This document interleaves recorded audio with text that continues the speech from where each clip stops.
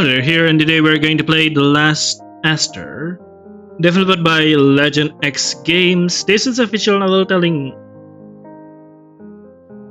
a romance story? Question mark? Like, I'm not really sure what is it about. I feel like it's set on a war or something. Either way, yes, let's start playing the game, shall we? Because I honestly don't know what I'm doing. Yeah, LegendExGames develop a lot of visual novels. Like, some of them I have played before, and probably my favorite is the one where we investigate the ghosts, which unfortunately I fucking forgot the name. I'm just gonna link it in the card above. Forgive me, it's been like a year since I played games or do this recording. Is it a year? Almost a year, honestly. But yeah, let's start playing games, shall we? Oh, let me take a sippy. Don't cry. There's nothing to worry about, love.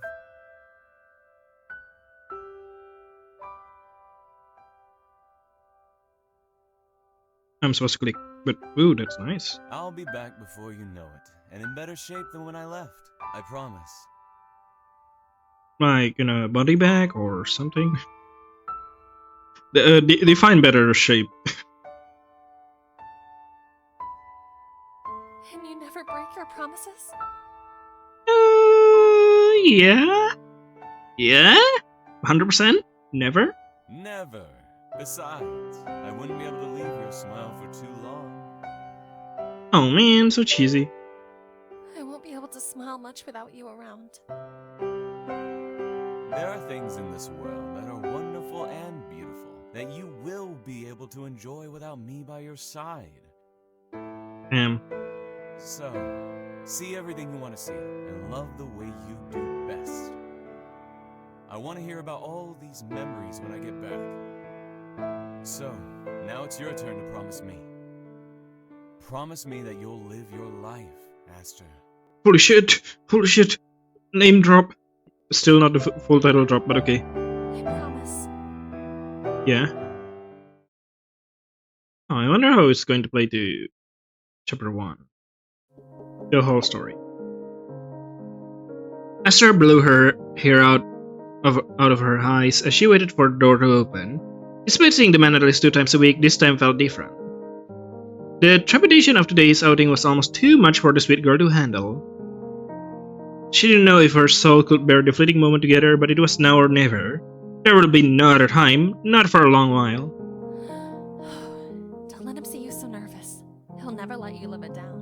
Ooh, interesting.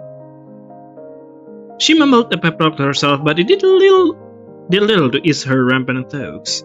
Aster was a mess for the first time in a while. Always has been. She held her hand-woven basket so tightly in her hands that her knuckles grew wide. Oh yeah, that's a basket. Whoa. Jump scare. Aster stumbled backwards when the door finally opened, simultaneously revealing her terrified face and the gorgeous smile of the man she had loved so dearly. Ah, I see. So we are immediately into the love story. Like, there's no, the cliche meet someone and then falling in love story. It's already established that they are in romance or something. Whoa there! Careful now. Holy shit, boob windows! I'm sorry. Cedar. Cider? Cedar? Cheddar? That's cheese. Cedar. I'm so embarrassed. I think Cedar would do great. Reach out to catch his girlfriend before she could tumble to the ground. Or you could just let her fall to the ground and, like, boom. He offered her a kind and hesitant smile, one he had reserved only for her when they shared a vulnerable moment together. The air around the couple, Aster noticed quite quickly, was tense and stuffy. Unlike the usual light-hearted and fun moments they had shared together quite often, she was expecting the man to make a joke about her clumsiness. Let me check my recording first. You need to do this sometimes when you're doing video recording, like just making sure that everything runs well. Alright, everything seems good. Let's continue. The air around the couple, Aster noticed quickly, was tense and stuffy. Unlike the usual light-hearted and fun moments they had shared together quite often, she was expecting the man to make a joke about her clumsiness. But today, he seems to look at her with disdain in his eyes.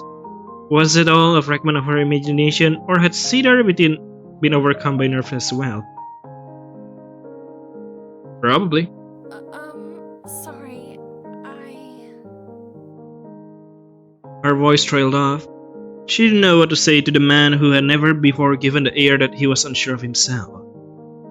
If he crumbled, so would she. Don't apologize. I'm glad you came to see me. Okay. Of course. I wouldn't miss a chance to spend time with you.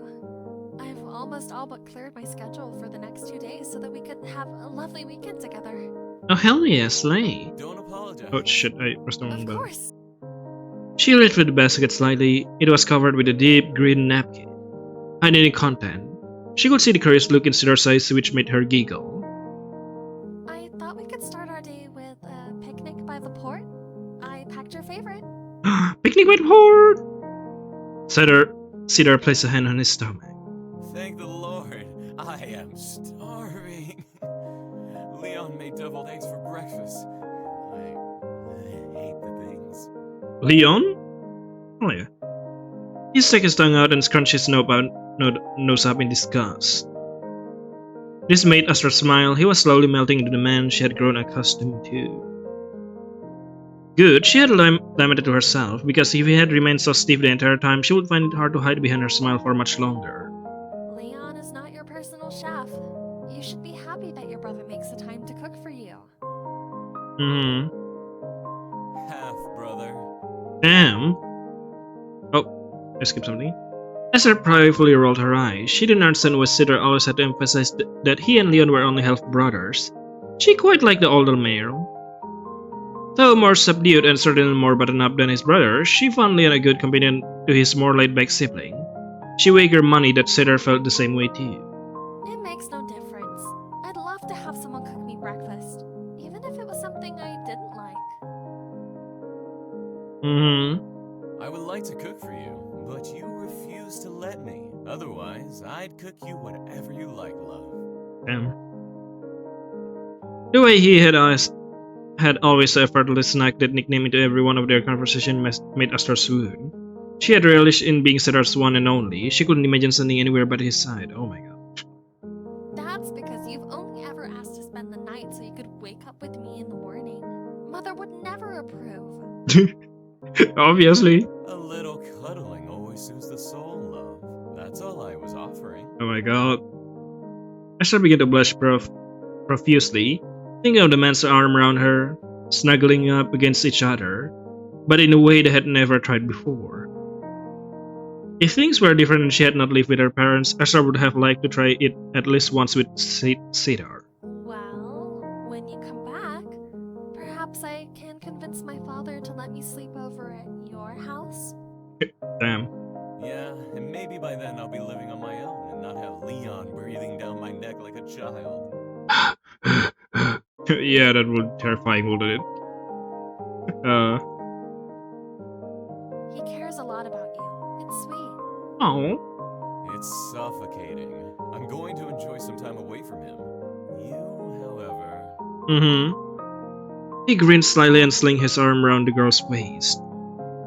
Damn, she is into his warm embrace almost instantly, shutting her eyes for a brief moment as the two took a step away from Leon's house. Will you miss me, Cedar? Of course I will. So far everything is normal. What if there's another girl you meet? One who's prettier than me? Who has cute dimples and a captivating smile? Would you still miss me then? Oh. Do you think I could be so easily swayed by another woman? Don't make me laugh. I don't know, man. He leaned in towards the shorter girl to place a messy kiss atop her forehead. She could only laugh at the sensation. In truth, she would miss Cedar more than he could ever miss her. She was sure of it. No other man could fill in for his warmth. You are the only woman for me, Aster. I will miss you with every breath I take. Oh. I do like to hear you say it so candidly. She placed a hand over her lips to hide her widening smile. Yeah, well... He looked toward the sky as the two walked forward together. Aster didn't bother to look around at the side. She grew up in Hias Scythe and had seen it all before. She much rather watch the man by her side maneuver through the empty street. He was absolutely breathtaking to her in every single way. It's not a time to be coy and keep things to myself. Now's not the time to tell you how I feel. Then we'll move. Tomorrow, through a text message. Aster could only stare at the man in wonderment as he spoke. She had known something was different about him, and it certainly was his impending short leaf that plagued his brain. Same as hers. It was slightly unnerving to see the normally calm, cool, and collected man even slightly rattled. The moment was beginning to feel more and more real. In just a few days, she and Cedar would no longer be walking side by side like this. Their every patient would be put to a halt as he was sent off to join the army. Rip Bozo. Maybe you should have skipped the army, huh? Maybe you should have deserted, huh? In just a few... Wait, I already read that. It was a mandate that Cedar couldn't fight, no matter how hard Aster had begged him to try. She didn't think she have been able to convince him otherwise. His heart for justice was too strong. Or you can just refuse and go to jail instead, maybe for a bit. Or maybe hide in somewhere that no one can find you. But that would also work, right? Yeah, right?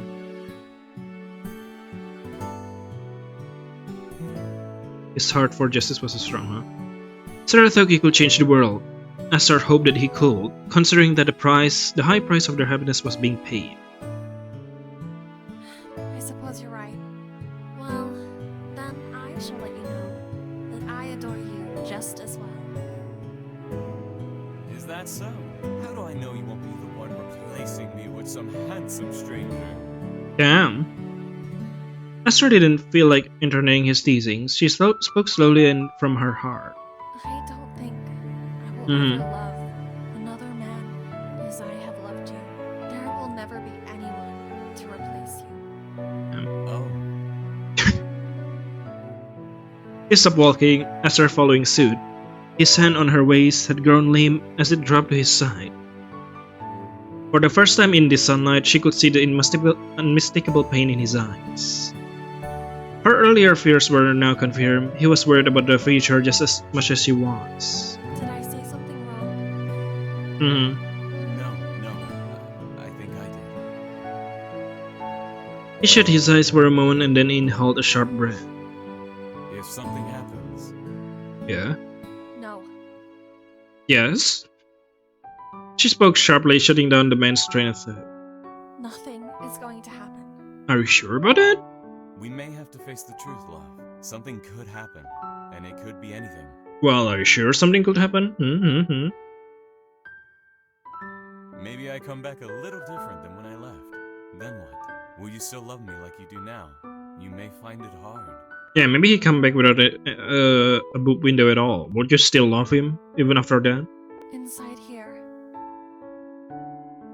Aster placed a firm index finger against her chest and jabbed it twice. My heart will always be the same. There is only room for you. And even when you leave, there will still be remnants that no one will be able to clear. Not even you, Cedar. Oh. Cedar frowned turned into a small smile as he listened to the beautiful girl speak so surely of herself. If you are so certain, I won't argue. Yep. Yes. Now, let's hurry along, please. The food is going to get cold, and there will be no place to warm it up. Yeah. I mean, you should have bring a stove with you, like a gas stove. I need it anyway. Made with love for my special girl. Oh damn. It won't be as delicious. Yeah. I think you underestimate your skills, love. But please, do lead the way because my stomach is beginning to rumble. Rumble. Laughing at the sound of his stomach. At the sound his stomach made, Aster linked her arms with the gruff man's and the two continued their journey to the port. Oh, boo. Boo! Aster cried out as Cedar laid out the tablecloth the girl had brought. She had spent too long a time picking out the color that she was sure Cedar would remember. Blue with green stripes, a fitting pair. What's wrong, love? Am I doing this wrong? Yes. She hadn't turned around at all to see the man's progress. Her eyes were fixated on the sea as she stood near the railing. There are no boats at the port today. Oh. Yeah. Do you remember when we would come out here just to watch the ship sail by? It was so much fun. Yeah, I'm currently watching a ship sailing by. Both of you, I mean. Huh? Yes, we'd wager on which boat would make it out of you first. Mm-hmm. Cedar sat down onto the laid-out tablecloth and patted the empty spot next to him. Join me, love. Oh. In a moment. Mm-hmm. Leaning on the railing in front of her, Aster shut her eyes and let the wind fly through her hair. It felt like almost yesterday when she and Cedar had stood in this very spot, arms intertwined with each other as they watched the boats lift forward. Now it was bare and empty, not a single ship was at port, and none were in the water floating about. War had changed Hyacinth in more ways than one. What used to be a bustling tourist place with tons of imports coming in and out had turned into an empty shell of itself. Not only was the port eerily quiet, but the streets were just lifeless as well. When she listened closely, all she could hear was the wind. Not the rattling of women purses as they walked by, or the low rumbling of their lovers as they spoke. No children running about and playing tag, just the occasional footsteps every here and there as people move about their daily lives. War. It was a scary, terrible thing with the power to strip even the liveliest cities of their joy and happiness. Indeed. Taking a step back from the railing, she peered over her shoulder. Her happiness too was being stripped away, even if it just for a little while. War will be taking the man she loved away from her. To avoid considering Cedar, Aster fought back the tears she only reserved for her pillow and wore a sad smile instead. Would she be out one here one day on her own, looking out in the same empty sea, with the same empty street beside her, but this time with no loving man by her side? I don't know. The rustling of the picnic bag broke Aster from her thoughts. She couldn't help but leave her smile when she noticed the man haphazardly digging through the food she had prepared for him. The two locked eyes and Cedar raised a brow. Love, I told you I was starving. Come on, before I eat all this by myself. Hell yeah! After Aster hugged her arms around herself as the cold, gentle breeze passed over her. Still, she made her way over to the man and sat down by his side. Cedar beamed when her knee brushed against his leg. You're doing it incorrectly. Here, let me help. Yep. Aster took the basket from the man. Most of the contents, however, had already been spread across their blankets in disarray. Oh dear. First plates and then the food. It should be laid out properly. Aster placed a paper plate in front of both her and Cedar. Then she placed the utensil on each side of the hand. Satisfied with her arrangement, she held her hand out for the container of food. The red and green pasta sloshed about as Cedar handled the clear Tupperware to her. Is all of this necessary? It smells so Yes. good. I can't wait to eat it. No. This is all necessary. Silence. Of course it's necessary. A proper meal sets a tone for the rest of the day. We don't want a mess plaguing us. Yep. Aster waited a moment for Cedar to call out her superstitious nonsense, but today he didn't seem to mind, or maybe he didn't have the heart to argue with luck, not on a day like this. It was all a foolish mask to hide the fact that she wanted everything to be perfect about this weekend so that Cedar would always remember it, down to the blanket she used and the placement of the forks. If a perfect goodbye existed, she wanted this to be theirs. A beautiful bow tying their experience neatly together, a nice ribbon that could be unwrapped later at his return. No, I suppose we don't want a mess. I can wait a few extra minutes for you. Yep. What was that saying? Patience is a virtue? Yeah, patience is a virtue. Yes, a cardinal virtue at that. One of the most important, or so Father says. Aster uncapped the container and began to gingerly pour the pasta into Cedar's plate first. Ooh, the pasta. It was almost silly how she had counted each piece of ziti as it fell from the container. As if an uneven number of pasta would make a big difference. What the hell is ziti? However, the distraction helped ease her breathing as the man beside her talked casually. Speaking of your your father. How is he doing? Is he still alive? Great. Thanks to Okay. his newest paper, the Academy has been able to make some breakthroughs about some old documents found in the library archives. Huh? What a nerd. Because of that, he's gotten the day off for himself to relax before going back to work tomorrow. Oh, slay. Ah, so that's how you were able to secure your schedule. Yes, tomorrow will be a little different. I have to take care of Mother, so... Ah, take care of mother, huh? Her voice trailed off with a small frown as her mother was bedridden and had been for a few years. Thanks to her father's wealth, they were able to keep her mother relatively comfortable for her condition. However, every day still proved to be a challenge. I need to make sure Mother takes her medication. She's been growing more fussy with each day, almost like a child refusing to eat her vegetables. Why? I don't want to eat my vegetable. She's still refusing to take her medication. She knows that the medicine is what keeps her healthy. Why does she refuse to take it? I don't know. Pride? Healthy is a strong word. You and I both know that, dear. She's alive and kicking. That's a sign of good health. No, is no, it not? that's not a good sign of good health. That's a sign of health, but not a good health. I would have agreed with you last year, but now? Mother is worse for wear. She listens to the radio too much. We tried to tune into the funnies, but she always switches it back to the world news. God damn it, Mom! This is why you fell sick! You listen to the radio too much! You and that damn radio. That grave stuff isn't something she should be listening to. It's sure to drive her mad. Yeah, we can make her worse. It'll be fine. It'll be amazing. I fear it already has, which is why I don't think she wants to take her medication any longer. I don't know if she wants to be here anymore. So, Father and I take turns keeping watch over her, if her caretaker is not around. Yep. Well, in that case, let me come over tomorrow. Ooh. What? Yeah? Aster stammered, snapping her eyes to the main person's face. His smile gave her a warm and secure feeling throughout her body, but she was confused. Tomorrow's your last day in Hyacinth. Wouldn't you rather we go on a romantic date or something else? Ooh, yeah. We can. Once your father returns home, it's no big deal to me. I'm actually quite fond of your mother. I'd like to see her before I leave and send her my regards. Indeed. I can call her caretaker and tell her to come in a few hours later then. And don't worry about cooking for me again.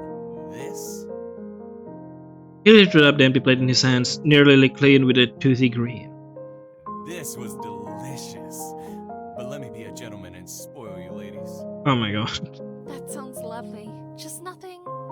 Yeah, what's with the cut? Spicy. Okay. I know your mother hates spicy food, love. What? No way. Right, yes. As her fingers inched towards Cedar, a slow movement as she watched the sunlight shine into him. A moment like this, talking to the man she loved about connecting with her family, was something she had always wanted.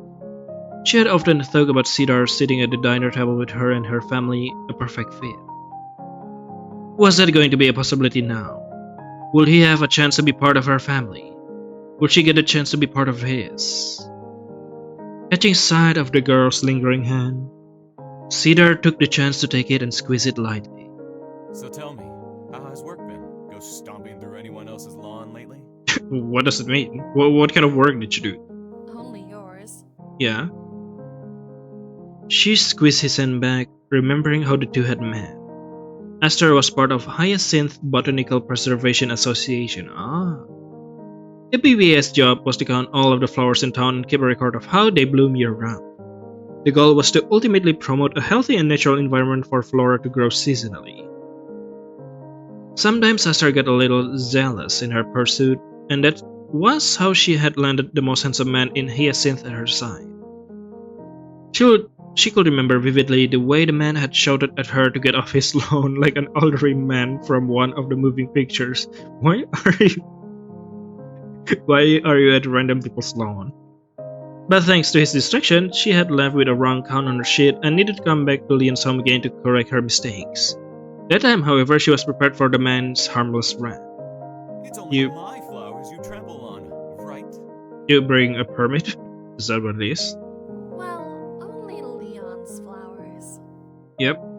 You know what? But he couldn't even feign frustration at her. Instead, the smile he had been wearing stayed the same as he leaned back using his free hand. So, you must be really busy with work. It's the flower growing season after all. Yeah, flower growing season. It's the opposite, actually. Oh? Her frown had returned as she looked down at her dress. Just the day before she had sat in on the BBS monthly meeting, what was usually a light-hearted conversation had turned into a heavy plea for help. What do you mean? The number of flowers in Hyacinth has shown a 56% decrease since 3 years ago. Fucking climate change. I fucking knew it. Before the war started. Yeah, climate change. Yes, the pollution in the area has grown exponentially. The byproducts of metal and gunpowder processing. Her voice trailed off as she grew more passionate by the ordeal. She clutched the bottom of her dress with her free hand. Cedar rested his hand on Aster's. Go on, love. I'm listening. It's boring stuff, really. Nah, dork. Just keep talking. You don't seem to think so. Go on. Yeah. Are you sure you want to hear me prattle about my flowers? Stop doubting yourself and start prattling all around, like about Sonic. Do you like Sonic? Start asking, start asking people that. Start talking about your interests and stuff like that. You listen to me ramble on about mechanical things that I know doesn't interest you in the slightest. Yes, but you get so excited talking about it, so it actually does interest me. Yeah.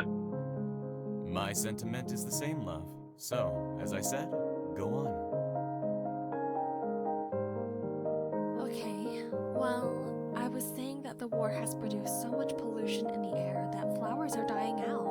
It's no place to sustain a thriving living environment. You see, that it doesn't only affect the flower. And I suppose people Yeah. also stopped caring about No. keeping the environment clean when there are other things to focus on, like their safety and finances. I imagine it's hard to import seeds with the port closed off as it has been. Stop importing shit. What the hell are all of you doing? That too. It's all so sad. People should be celebrating life and planting new seeds year-round to promote growth. Mm-hmm. Me and the other BPA members can only plant so much on our own, with no additional helping hands to water the plants. I'm afraid the number of flora is going to keep decreasing. Hyacinth used to be the city of imports and flowers. Now, ribozos. Stop. Cedar shook his head left and right. The city isn't quite dead yet. You're acting like Yeah. it's on its last leg.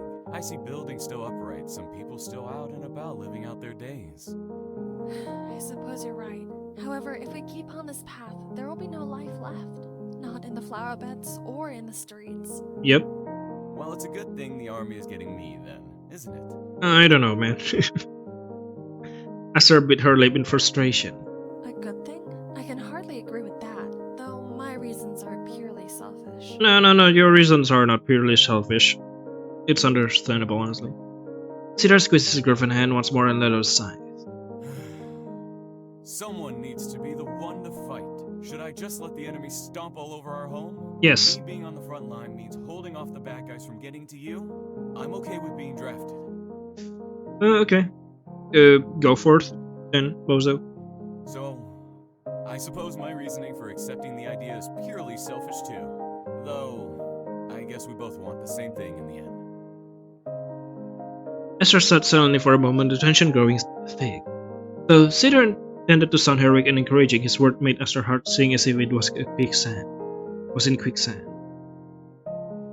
A suffocating feeling took over at the thought of him putting himself in harm's way for her. Are you sure we'll get our wishes? Of course we will. Why wouldn't we?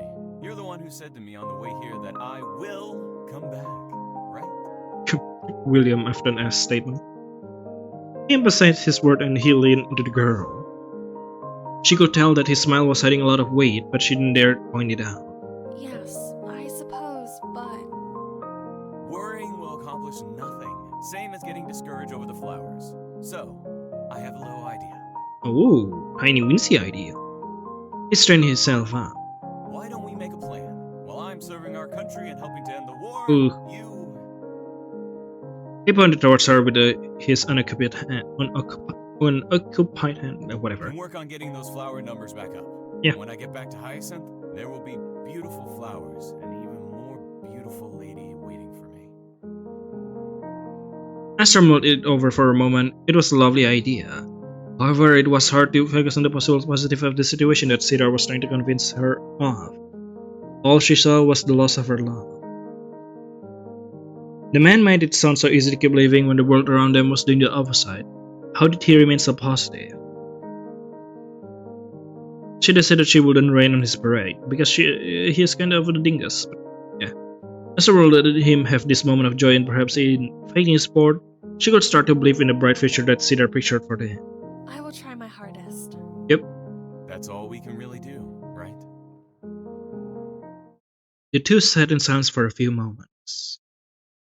Aster replayed Cedar's word in her mind. He believed in fighting to protect the people he cared about. It seems like a noble pursuit, but certainly an avoidable one. Indeed. Seems like a noble pursuit, huh? Yeah, is it? Noble pursuit, huh? People shouldn't have been forced to fight for a decision they hadn't made themselves. The altercation between the nations of Anemoy and Gladiolus was over land the latter had wanted. Yasin was a port city nestled into a neutral state by nature, but that hardly seems the case when all able-bodied male citizens had to report to the mother city of Anemoy to fight. How could the nation remain neutral on paper but still force its people to support the side? How could Aster lose Cedar to a technicality such as citizenship? How could he be expected to fight for land he had never ever been to? Yeah. How could any of this happen? How? Penny for your thoughts, love? Yeah, 100%. His soft word broke silence, and Aster was almost glad for it. The insurmountable pain was beginning to pile up upon her heart. She realized that her happily ever after was being impeded by something she had no control over. Sometimes love was not enough, no matter what pretty stories Cedar wanted her to believe. I am thinking of the unfairness of it all. Yeah, very unfair, isn't it? You can't think like that, or you'll drive yourself mad. What else am I supposed to do, Cedar? Pretend it's not happening? Pretend you aren't leaving for who knows how long? Sorry, I'm back. I was doing something. Something important came up a bit. But yes, let's go back. You expect me to sit here idly and wait for you like a fair maiden, but I simply cannot. Oh. She felt the hot tears grow at the corner of her eyes as she became overcome with emotions. When you leave, I'll be tossing and turning in my bed, wondering how you are feeling. I will be the one anxiously waiting by the mailbox for a letter telling me of your safety. I will be walking the desolate streets on my own, searching for a purpose amid the chaos. Have you considered getting a therapist? Also, I should make myself larger. There we go. I should have looked at it. God damn it. Words used to mean something for me, but then I grew up and I saw how cruel this world works. Yeah, Promises, do be like that. words of encouragement and hope, they mean nothing to me now, especially after our leaders said that this war is for our future. All it's doing is tearing us away from each other. That's why I have trouble believing what you're saying, Cedar, because your words aren't enough Cedar. to satiate my anxieties. By you simply telling me everything will be okay, am I supposed to magically stop worrying? No, but that's the minimum amount of cope we can do in this situation. I will never be able to stop thinking about you, no matter how much time has passed. Stop selling me false hope. This peace you're fighting for, we should have already had it. You're not the one looking to profit off of another person's land, so why? Why you? Yeah. Why us? The tears fell from her eyes like a floodgate had been lifted. She hadn't the energy to hold back anymore. Talking about my parents and my work, as if things will always remain the same. Nothing will ever be the same. People are dying. Plants are dying. Hopes and dreams are dying.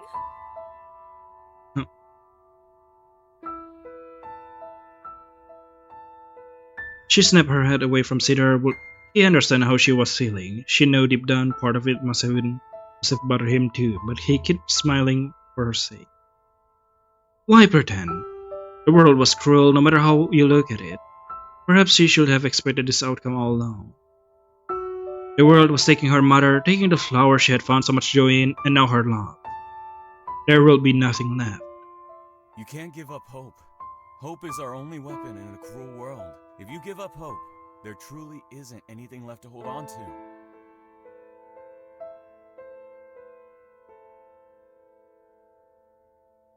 Better to be disappointed then? Sheesh. No, love. Cedar flinched when Aster disentangled her hand from his. It wasn't because of the want to withdraw from the man, but rather it was his positivity that she couldn't handle. Though she knew he truly believed in the best outcome, it all felt like a lie. She was suffocated by empty wishes and couldn't look past the unfair fate in front of her very eyes. Then what, Cedar? Will you be able to tell me anything different than what I see? I can tell you what's in my heart, Aster, because that's the only thing I'm sure of. I love you. In the depths of my heart, there is room for no one but you. Yep. Your smile lights up an entire area. Your hair, even when tied up after a long day of work, shines like stars in the galaxy. Your infectious laugh is always able to bring a smile to my face. Your honesty and openness are what inspire me to be the best version of myself that I can be. The sweet honey that leaves your lips is intoxicating, and I can't get enough. So, I choose to believe in my hope, because the idea of losing you would be too much for me to bear. I refuse to believe in anything but our reunion in the perfect world we want to be in. For me, I do it for me, Aster. There were now tears in his eyes. Well, he didn't have to say it. Aster finally understood that Cedar was just as, if not more frightened than she was. Holding into the narrative he created of justice and chivalry was what made him able to cope with things. He shouldn't hold into that. Living in the fantasy world was his escape, even if it wasn't hers. She respected him for that. Aster turned around and faced the man whose cheeks were reddening with emotion. She could hear footsteps shuffle by them as struggles walked about, but the two didn't seem to care who saw them. Aster threw her arms around Cedar with enough force that his back almost touched the blanket. He propped himself up with one arm and used the other to hold Aster. He rubbed her back soothingly. His touch was subtle, almost like a tickle, but full of the warmth she missed. A small sob escaped her lips and vibrated against Cedar's shoulders. I'm sorry. Cedars are supposed to be resilient, aren't they? And here I am crying in my girlfriend's arms. Don't worry. Pulling away only slightly to see Cedar's expression, a frown marring his usually relaxed face and eyes that were red and puffy. The tears stained his cheeks as they fell one after another. You read the book I gave you. What book? When she and Cedar had first started dating, Aster had explained her name came from her mother's love of flowers and her father's sense of humor. A child living in Hyacinth should also be named after a flower, he had always joked. When she asked why he had been named after a tree, Cedar scoffed and exclaimed he didn't care enough to know. So she gave him a copy of the same book her mother had always kept in her personal library. It explained flower names, their meanings, and their symbolism throughout the history. It was a wishful thinking that he actually take a look at it, but knowing he had shown interest in something so dear to her made this moment harder. Her fingers dug into his back and another sob escaped her lips. I knew it was important to you, but I had to save face, you know? Big bad Cedar, repelling the pests and protecting... Aw. His lips slowly turned upwards and into a small smile. His little Aster, beautiful, otherworldly, and full of love, wisdom, and courage.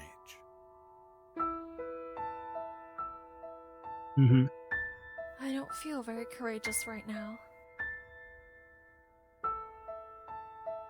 Yeah. Even the bravest people have emotions. Sharing them is what makes you courageous. The two sat in each other's arms for what felt like an eternity to Aster.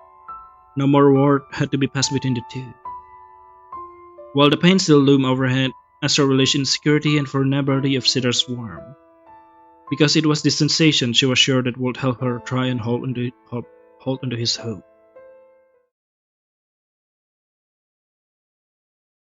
And we are into chapter 2.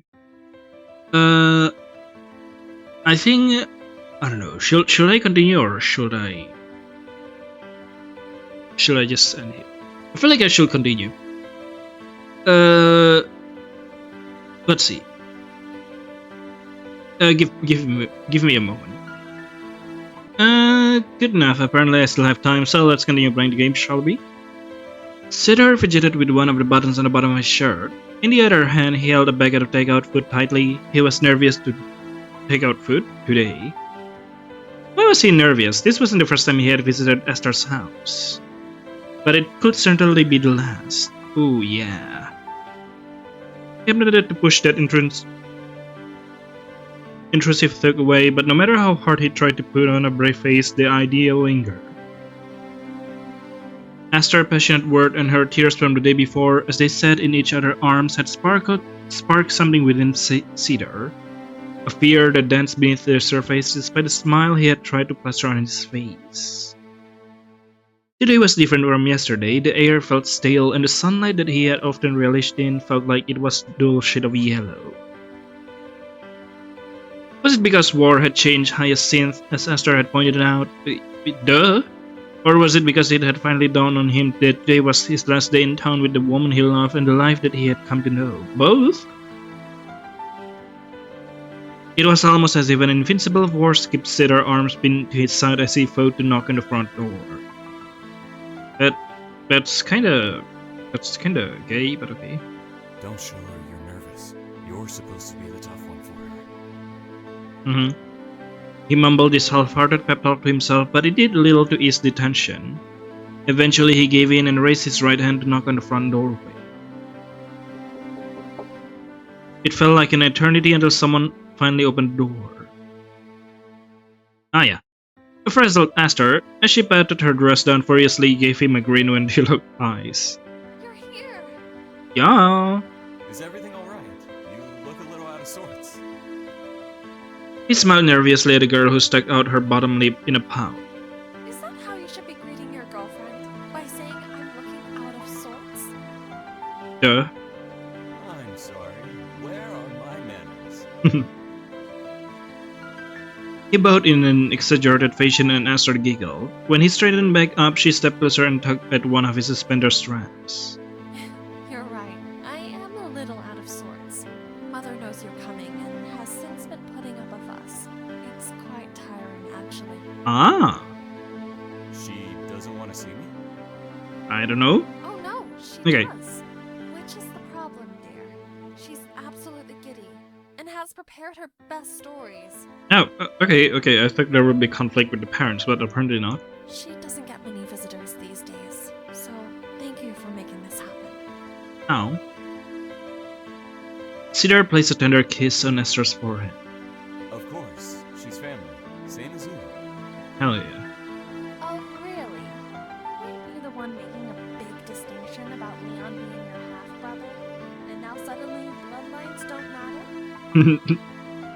She tried to hold back a snort, but Cedar could see a laugh spilling over.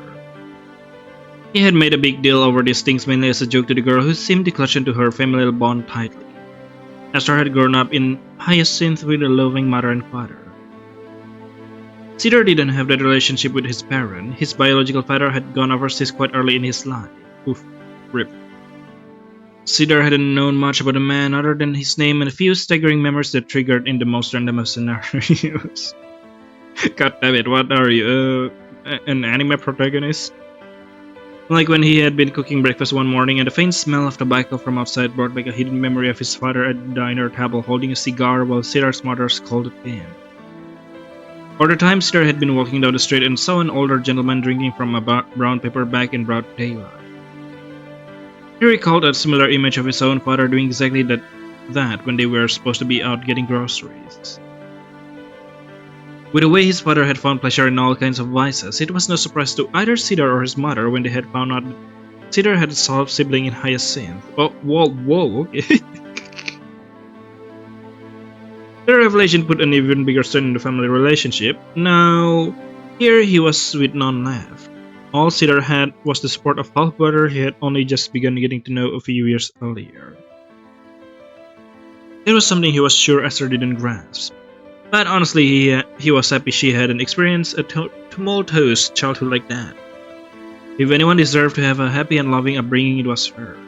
Technicalities don't matter today. Mm-hmm. Aster clear-cut an eyebrow. Only today?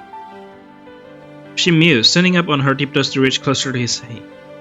That's all you're getting from me. Mm-hmm.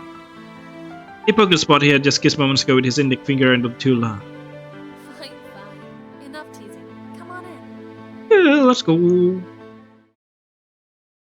No. Hello? Madam? I'm sorry. After taking their shoes off at the door, Aster led Cedar upstairs to her mother's room where the woman had just awoken from a short cat nap. Cedar, finally you are here, my boy. Uh-huh. She struggled to sit up, grunting as she pulled at the bed sheets beneath her. Mother, please be careful. Aster rushed to her side, slightly brushing up against Cedar as she had done so. His eyes were trained on the older woman, who, despite having been bedridden for as long as he had known her, didn't look too worse for the wear. Though there were slight wrinkles on her face, the vibrancy in her eyes gave her a youthful glow that reminded him of Aster. However, he had come to know quite early on the two were nothing alike. Aster had no doubt gotten her mild-tempered demeanor from her father. When her mother was sitting upright, Aster moved back to Cedar's side and pushed him gently towards the woman whose arm was pointed upward towards him.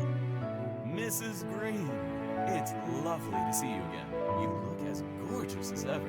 Uh-huh. Always with the charming words. No wonder my daughter adores you so much. Yeah. The woman's grasp on him was weak, and the hug was short-lasting as she had pulled away and turned to cough. Perhaps he had underestimated just how sick she really was. Cedar, turning back to Aster, noticed the worried look on her face. Mother, don't get too excited. Your caretaker said... Mm-hmm. Bam, bam, bam, bam, bam. Whatever the caretaker said. Oh, hush about the caretaker. I've got one foot in the grave anyway. Let me live my life. Damn, what's cool? Don't say that. Mm-hmm. It's true. You need to face the facts, Aster. Nobody lives forever. Except me. I'll live forever.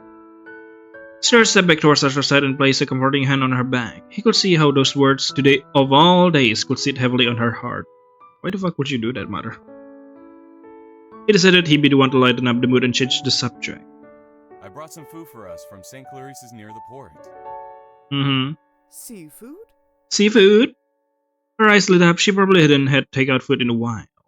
Yes, shrimp. Your favorite, right, Mrs. Green? You're telling me shrimp fried this food? Wow, you remembered. I told you, honey. This boy is a good one. A true keeper. Yeah, slay. Yes, I agree with you, Mother. He's certainly special. Actually, I'm the lucky one in this relationship to have not one, but two beautiful ladies in my life.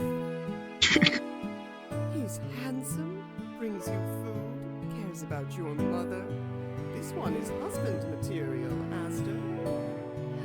Husband? Husband? Aster stammered, her eyes growing slightly wide. Cedar admitted hearing the words were even a shock to him, but not as much as to Aster, who seemed like she had wanted to flee from the scene. It had certainly crossed his mind more than once that he liked to be betrothed to Aster, but a young, naive girl wasn't ready for that big of a commitment yet, and he understood that. With how his near future would be, marriage was far from his mind at this point. Cedar placed the bag of food under the desk on the opposite side of the room from the bed, ready to change the subject again. Who's hungry, ladies? Yeah, who's hungry? He began to unpack the takeout box, sliding off the massive pile of books on the table. He caught glimpse of some of them. There were a couple of romance novels, an old newspaper, and a few pamphlets on the town's natural flora. He wondered if those belonged to Aster when she had spent the morning hours with her mother. No, we can't eat in here, Cedar. It's improper. We have to sit at the dining table. Oh, okay. Nonsense, dear, with all your formalities. God damn. Live a little, will you? Oh, live a little, would you? You know, eating in bed is a luxury in some places. Uh-huh. Aster's mother grinned. See? Mm-hmm. But Mother, the mess. But mother, the mess, yada yada yada, the mess. Can be cleaned up, can't it? You worry about too many things, Aster. Her mother waved her words away each time Aster tried to protest it. Cedar couldn't help but chuckle watching the two. He certainly missed spending time with them. I will even help clean up, so please. Oh, spicy.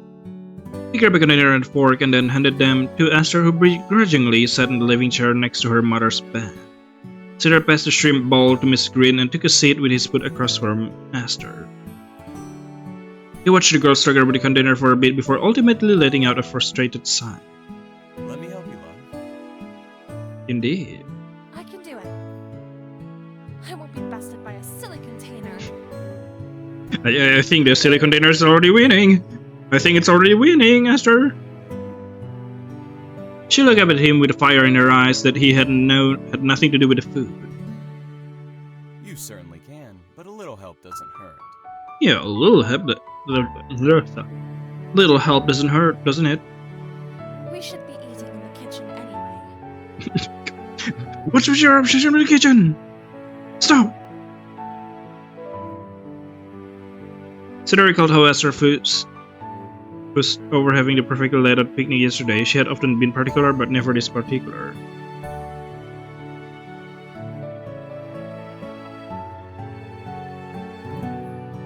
He wondered if it was really her mother that had her frazzled, or if it was the situation at hand. Probably a little bit of both.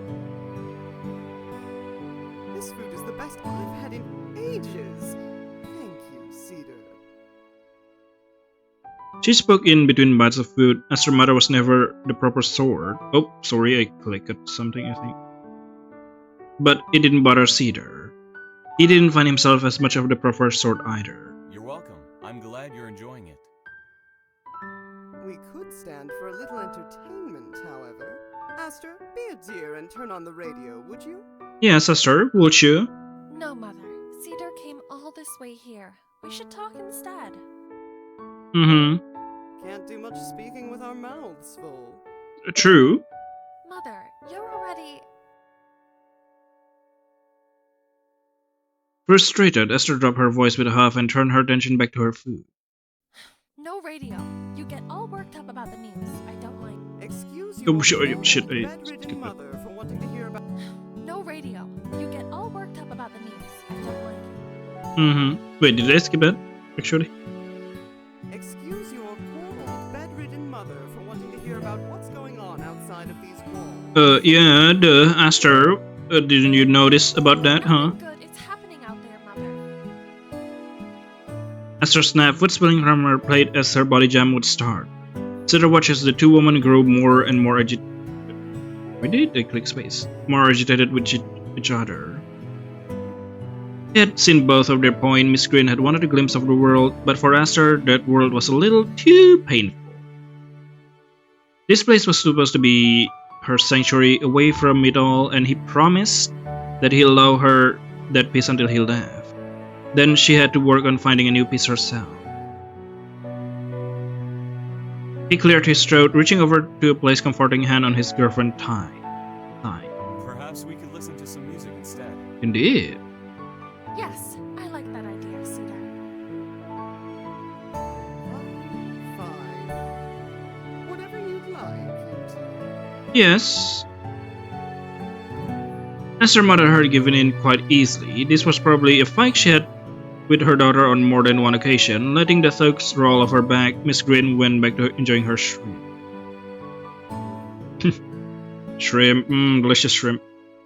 Placing his meal to the side, Cedar stood up and walked over to a table by the doorway where the radio sat. Quite cruel if you ask him, but he knew Aster had her reasons. Cedar turned the radio dial until a soft soothing piano melody wafted in the room. This was a song he had never heard before, but it was lovely. The melody created a calming sensation that soothed the tension. He sat back down by Aster and shut his eyes tightly. See, Mother? This is quite nice. Indeed. I suppose, yes. Cedar wished this moment between the three of them could last longer than the day. He would have loved to come visit Mrs. Green more often. It seemed she really needed company, and Aster needed the emotional break. He wondered if Aster would be alright to manage on her own with him gone. Normally he had been her space to unwind, but with him so far away, he couldn't imagine what she focused her energy on. Cedar, I have a question for you, dear. Oh. Mrs. Green broke the reverie of the silence of a moment, sliding her empty food container onto her bedside table. Cedar's eyes flashed open slightly and he offered a small smile. He could see Aster looking curiously on. What is it? Aster tells me this is your last day in Hyacinth. Yes. Is it true? Cedar felt as if 100 bricks were suddenly piling into his heart. Okay, I think like 100 bricks being thrown at you, which is like much more horrifying. Yes, it was true, but for a few moments, he had been able to hide that way. Things that had almost felt normal, even if he couldn't push the melancholic feeling from his gut. It is true, ma'am. I'm leaving tomorrow morning. Oh. To join the troops? Yeah, to join the troops and being silly. Suddenly, Cedar let out a breath he hadn't realized he had been holding. There was no lying. Everyone knew about the government mandate. Yes. Yeah. And when do you think you'll be back? A year, 2 years, 100 years? You'll never return? He could see Aster lean forward in her chair from the corner of his eye. This was a question she had asked him often, and he had always changed the subject. The truth of the matter was that it was uncertain, and he hated dealing with uncertainties when it came to Aster. Her mind had always seemed to wander, and if he could not quell those fears, he'd rather not be the reason to cause them. I don't exactly know. I guess when the war is over? When will the war be over? From the sounds of it on the news, it doesn't seem like it'll be over anytime soon. Ugh, yeah. Mother, that is not a nice thing to say right now. That's not nice. Are you intervening for Cedar's sake or your own, Aster? Mrs. Green asked the question aloud suddenly, and even the music in the room couldn't drown out the silence between the mother and daughter as they stared at each other, and Cedar being obviously confused of what is happening there. Surely Cedar already knows what he's getting into. Let's not paint him a pretty picture. He's going into a messy situation, no matter which way you look at it. Yes, but Mother, you shouldn't scare him. It's his last day. We should be talking about happier things. You're making this worse, Aster. I feel like it's his last day. I feel like you were saying he would die. You know what I'm saying? I don't bring it up to be callous. However, this may be the only time I can speak openly to Cedar, and I will not have pleasantries stand in the way. True. So please, Aster, let me finish. If I am making Cedar uncomfortable, he only has to say the word and I'll stop. But there is a reason I bring it up. Aster looked to him for confirmation, a slight fear in her eyes. Cedar was afraid he wasn't going to give her the answer she had wanted at the moment.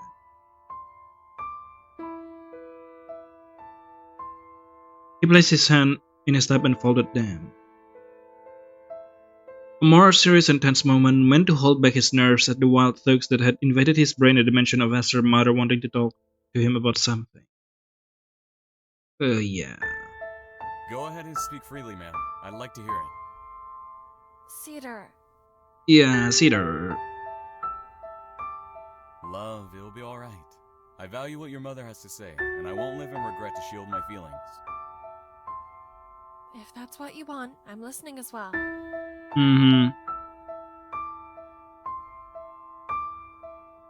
Aster straightened herself up to give off an air of confidence, but Cedar could practically feel the worry exuding from her body. He wanted to hold her in his arms and make the pain go away, but he knew from his early experience that would not work.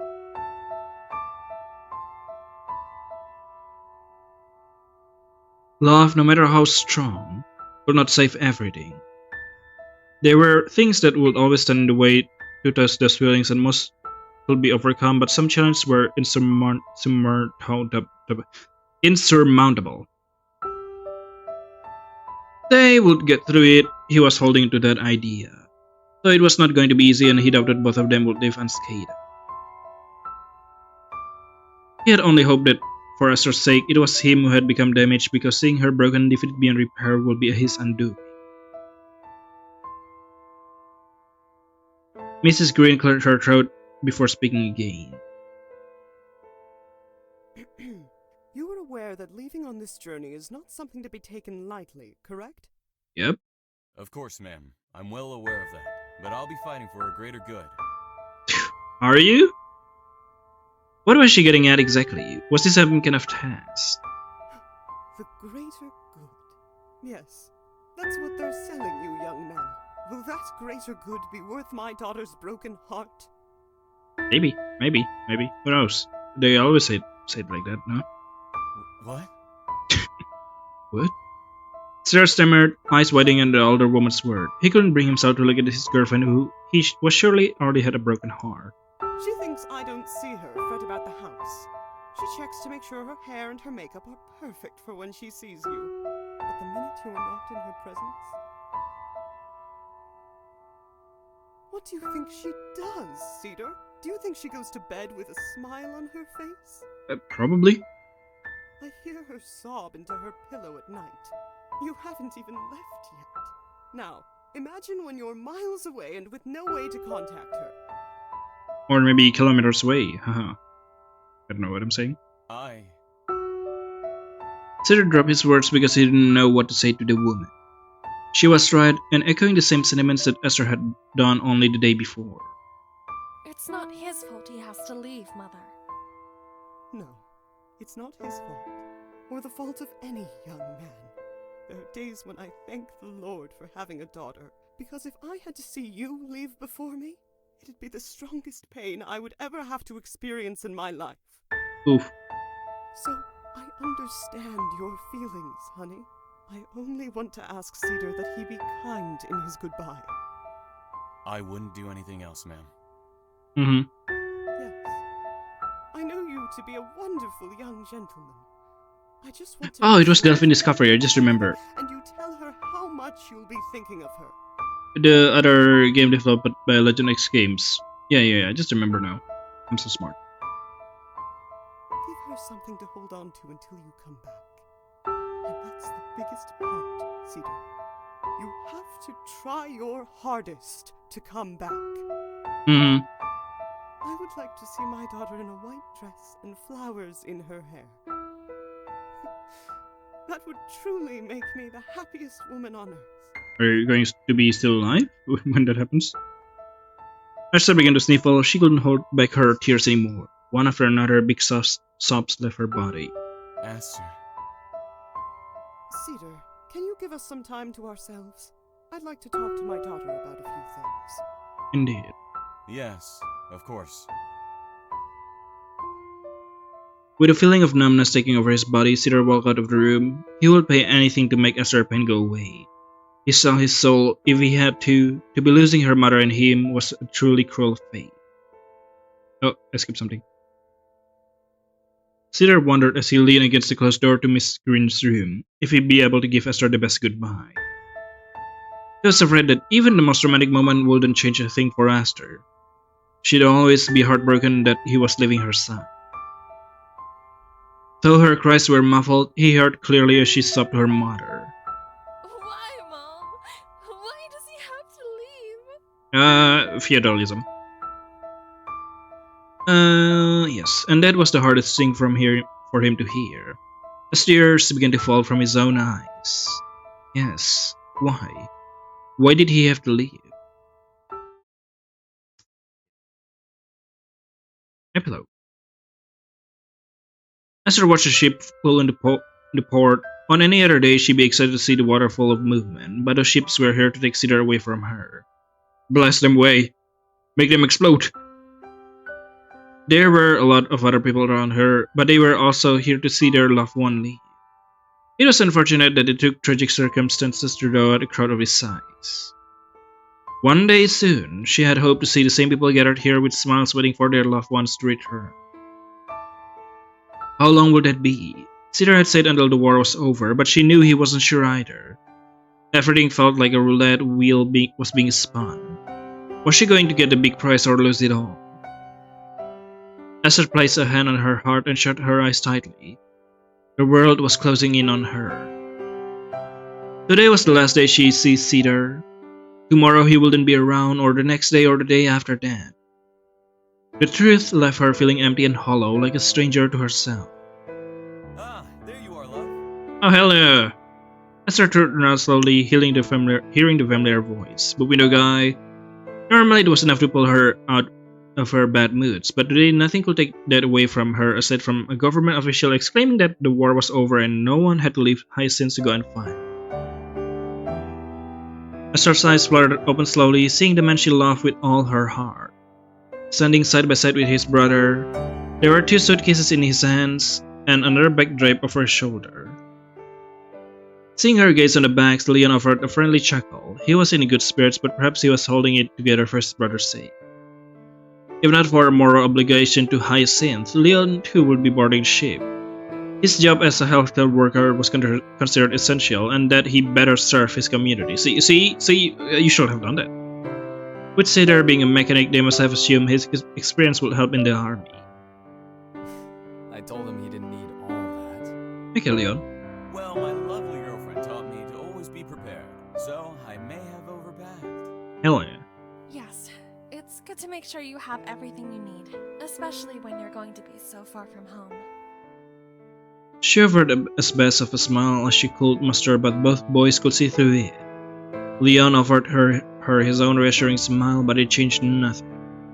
There was an overwhelming sense of dread that had made itself at home in her stomach. How long could a war last anyway? I'll be home in no time. Cedar winked at Aster and gave her a magnificent smile, suitable for a superhero in one of those comic strips in the newspaper. In a way, he was being a hero for his country, but a villain to her heart. Are you sure you're being a hero to your country? She knew it wasn't intentional, but the fact didn't ease any of her pain. Right, no time. She repeated the words to herself, but it felt foreign and empty. The trio all knew that wasn't the case. War was, and always will, brutal. And Cedar will be gone for at least several years. Or forever. Letting out a heavy sigh, Cedar placed the bag he had been wearing over his torso onto the floor by his other luggage. Leon, would you, give us a second to chat? I want to give my girlfriend a proper goodbye. Leon looked at a pair from his brother to Aster, the pitiful smile faltering. Sure. I'll be just over there. Leon pointed to a nearby bench that had a singular empty seat. Cedar nodded and waved the man off carelessly. She was sure the two must have had their heart-to-heart at home before they left. Aster could only watch Leon walk away from them. She hadn't the energy today for all the formalities. She'd have to apologize to him later for not even greeting him when he approached. My mother's words got to you, huh? She tried her hardest to fight back the tears at Cedar's statement. What she loved most about him was that he was thoughtful and he had always listened. Whoa, no. I wasn't planning on a regular goodbye. But yes, your mother's words certainly helped. So, I decided I wanted you to have something to remember me by. Ooh. Please, do not say that. Remember means you don't plan on coming back. No, not exactly. But yeah, this is really stupid. Poor choice of words. I'm sorry. What I meant was that I wanted to give you a goodbye that would make you smile instead of frown. So, you can remind yourself how much I love you and how I am fighting to get back home to you. I know you don't believe there's happiness to come from this moment, but I'm sure there is somewhere. Yep. It's even a stretch for you. Things are only grim if you make them grim. There he was, trying his hardest to be the strong one for both of them. But she had seen him with tears in his eyes this weekend, same as her. He was hurting too. You know, maybe I'll have tons of stories to share with you, and a list of places we can visit together, because I am coming back. I made a promise to your mother, and I am no liar. It's not up to you. You can have the intent to come back, but the world may have a different story written up for you. Indeed.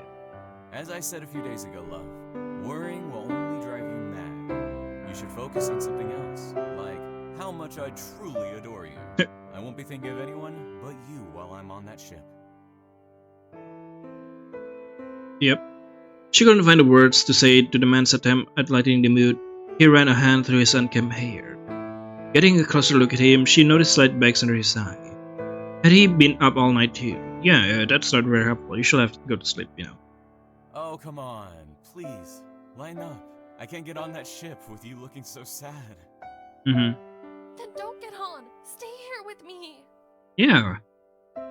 She cried out, suddenly grabbing his hand and giving them a tight squeeze. You know I can't do that, love. I'm pretty sure you can, but okay. It's not fair. No, but we can't let life win. We gotta show it how strong of a team we are. Cedar and Aster. He pulled her close to him so their bodies were touching. He placed a tender kiss on her hand. The two stayed like that, swaying in the wind for a few moments, until finally he spoke into her hair with love. I got you something to remind you of our amazing partnership. And? You did? Yes? Is it a ring? Cedar pulled away slightly and wiped away a stray tear from Aster's cheek. Yes, I want you to hold on to it when you feel lonely. A pipe bomb? Cedar fished in his pocket for something as Aster tried wiping away her tears, though they kept falling like a steady stream. She eventually started to holding her breath, imagining what he could make up for not having him by her side in person. After a moment of struggling, he pulled out a small wooden pendant. Okay. It was rough around the edges and poorly painted, but it was unmistakable what it was. A tree? Not just any tree, a cedar tree. The branches look like that, right? Perhaps. He pointed to a spot on the pendant that had small black lines drawn on. I tried my best to make it as accurate as possible. You made this? Yeah. Aster cried out. It was adorable, and that made the moment even more painful. Perhaps if he had simply given her a kiss on the cheek and walked onto the ship, it'd be easier to let him go. No, that wasn't how that worked. Cedar wasn't someone she'd be able to forget quite easily, even if he had given the worst goodbye imaginable.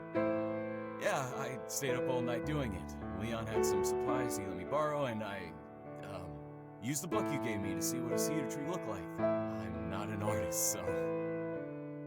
His face grew red with embarrassment as he kept tripping over his words. Aster couldn't help but giggle. This certainly was a thoughtful gift that will remind her of him. It's beautiful. I can't believe you did this for me. It's perfect. Well, there's more. See this part right here? He pointed to a spot that looked as if a piece had broken off and Cedar had intended it to be a smooth edge. The cedar tree has a pear. Oh! Cedar held up a pink flower he had been holding onto tightly in his hand. She didn't have to guess what it was. An aster. The flower connects to the tree, because I want us to grow together. Damn. Cedar, that is so thoughtful. She couldn't believe that on his last night at home, he had given up hours sleeping in his comfy bed to make him and her matching pendants that they could hold onto as members of each other. When you need some strength or some big bad cedar to scare the scary thoughts from your head, I'll be here in spirit. Words. It seems like you're going to die. And when I want to remind myself of your love and be more courageous, I'll look to my Aster. You really surprise me sometimes. You know that? Had the tears not already been falling from her eyes, Aster was sure they would have come down now. I love you, Aster. Those aren't just some pretty words to make the goodbye easier. Every single minute we've spent together has made me a better person, and I'm grateful to have gotten a chance to get to know you. I know it sounds dramatic, And before you say it sounds like a final goodbye, I just need you to know how much you mean to me. You will always be on my mind. I love you too, Cedar. With all of my heart and then some. Meeting you has been one of the most exciting and fulfilling adventures I've ever been on. Yeah. So please make sure you make it back home in one piece so we can make some more memories together. It's a CG. Ah, so that's how it looks. She threw herself into Cedar's arm and he held her tightly. The two of them bonded together like a key and lock. This moment wasn't going to change the inevitable, but being able to enjoy each other's warmth for just a little longer would help keep them pushing for a better future together. Don't cry. There's nothing to worry about, love. I'll be back before you know it, and in better shape than when I left. I promise. And you never break your promises? Who knows? Never. Besides, I wouldn't be able to leave your smile for too long. I won't be able to smile much without you around. There are things in this world that are wonderful and beautiful that you will be able to enjoy without me by your side. So, see everything you want to see and love the way you do best. Indeed. I want to hear about all these memories when I get back. So, now it's your turn to promise me. Promise me that you'll live your life, Aster. Yeah. I promise. And though Aster said it with all the courage she could muster, her words felt impossibly heavy. She let the wind carry them away in hopes of them finding their way back to her when she needed them most. Letters unlocked? Terrifying. Produced, written, and coded by LegendExGames. Letter written by Una Tempest. Sprite logo and CG art by Summer Richards. Sama. Yeah. LegendX. Summer. Script editing by Husband the Goddess. Aster voiced by Kiera Rodas. Cedar voiced by Lucas Xavier. Miss Green voiced by Jet Barker. Leon voiced by Rhys Bell. Additional CC assets were used. Check the About section for more info. Built using RenP. We got a letter? Interesting. We'll see what is the letter about. Is it a letter from Cedar? Yes. I don't know if I'm supposed to click or I'm not supposed to click. There's 3 letters! Letter 1, letter 2, letter 3. I didn't expect that.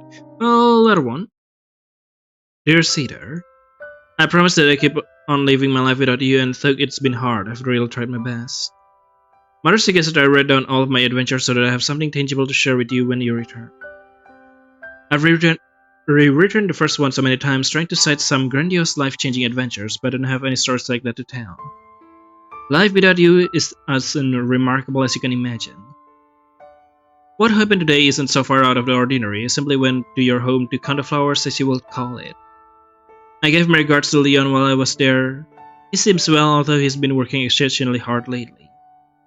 I suppose now that so many of our young men are fighting away on faraway shores, it's left to the rest of us to hold the fort until your return.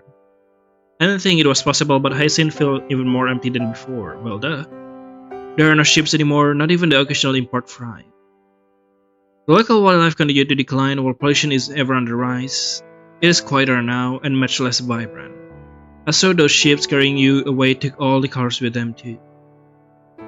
It's hard to feel good on most days, especially with the local flora diminishing so rapidly, but I always try to remember what you told me before you left. I remember our deal, for you to fight to protect us and for me to nurture the gardens here so you have a beautiful home to return to. For every flower I count, I think of you. I picture the look on your face as you return to see the town you love bursting with blooms, as though the garden themselves are welcoming you home. Thinking of you helps me stay focused, but it also proves to be somewhat of a distraction. I couldn't help but hear your voice again, telling me to piss off and stop trampling your lawn. Just as you shouted at me when we first met, like a grumpy old man yelling at a naughty child. I still chuckle to myself when I remember how you refused to believe that my weird obsession with counting flowers was a real job. I can imagine what you must have thought of me. Although I can't say my first impression of you was any more positive as red as you were. Do you think such a confrontational first encounter led to love of a lifetime? Despite your teasing, I felt a spark when we first met that I never felt before. I never told you this, but you were right all along. Oh, I skipped something. I was secretly pleased when I realized I made a mistake in the numbers and would need to return for a recount. I felt the same flutter in my chest as I think of seeing you again.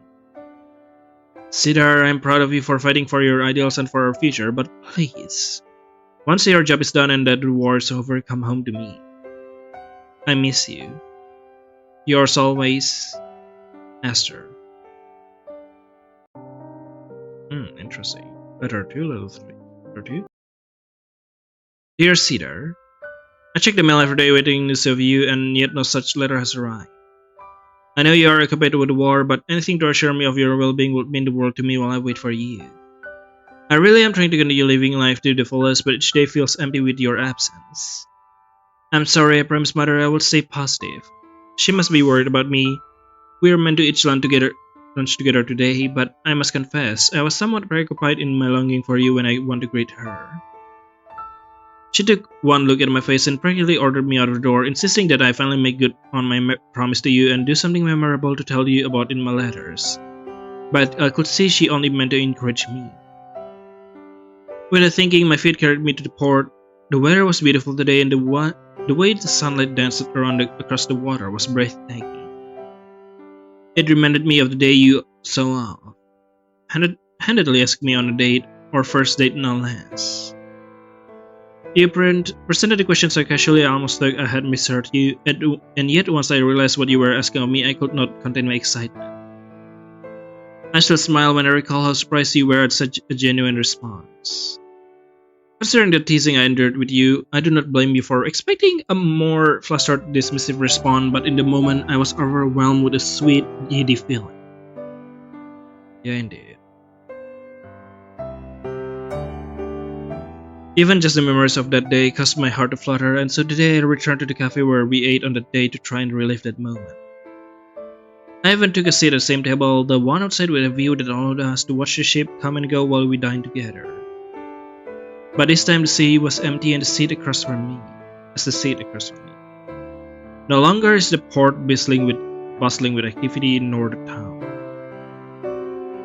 Everything in Hyacinth feels like a shell of itself now, and I wonder if it will ever seem as vibrant as it did when we could enjoy it together.